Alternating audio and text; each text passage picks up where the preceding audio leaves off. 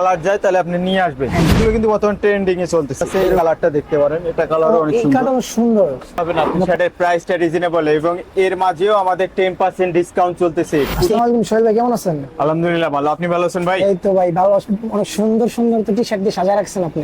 ভাই শুধু টি-শার্ট দেখলে হবে না, টি-শার্টের প্রাইসটা রিজনেবল এবং এর মাঝেও আমাদের 10% ডিসকাউন্ট চলতেছে।